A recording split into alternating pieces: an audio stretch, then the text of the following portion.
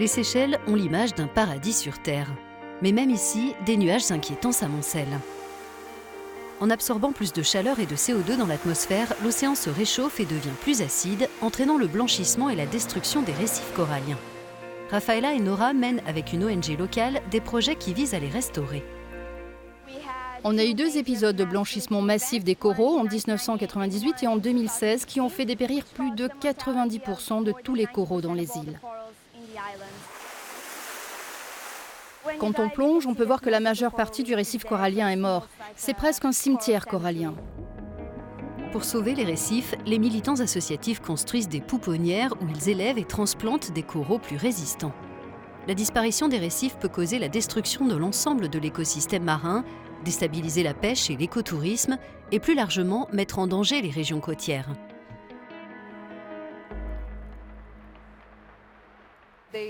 Les récifs forment une barrière pour les vagues avant qu'elles atteignent la côte. Donc s'ils disparaissaient, cela créerait de gros problèmes pour les îles comme les Seychelles au niveau de l'érosion côtière, des inondations et de l'aspect des plages.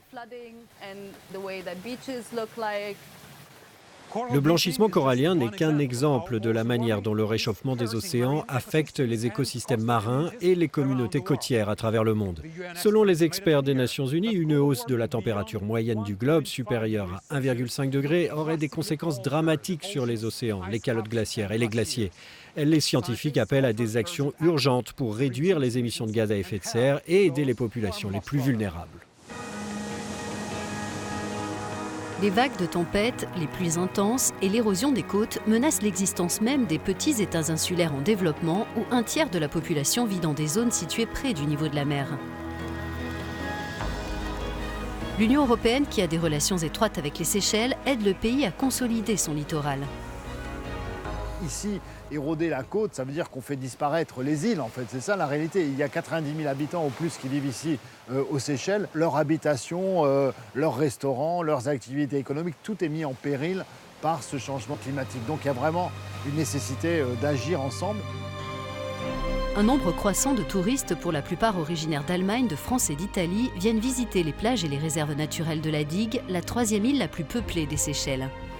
Parmi eux, certains sont déçus de constater que la saison des pluies a démarré plus tôt que d'habitude cette année.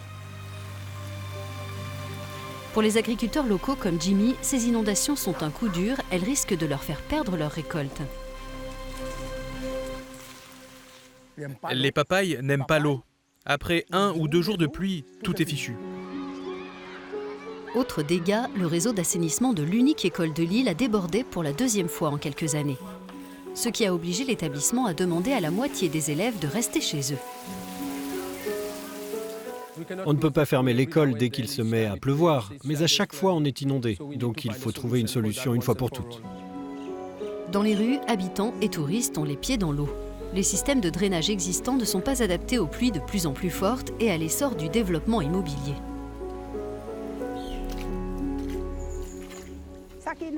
Ce qu'il nous faut, c'est un bon système de drainage pour que l'eau s'évacue mieux. Et ce sera une grande solution pour nous. L'Union européenne a alloué 3 millions d'euros dans le cadre de son programme mondial pour l'adaptation au changement climatique pour aider l'île de la Digue à faire face aux inondations et à prévenir la salinisation de ses terres agricoles.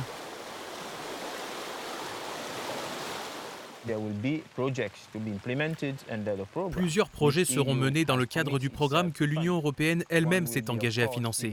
L'un d'eux, c'est le plan de gestion du littoral. Il y en a un autre qui vise à augmenter notre capacité à gérer les inondations sur le plateau et dans d'autres zones. Puis un autre qui concerne la protection des plages. Et enfin, il y aura aussi des projets pour limiter la pénétration de l'eau de mer à l'intérieur des terres.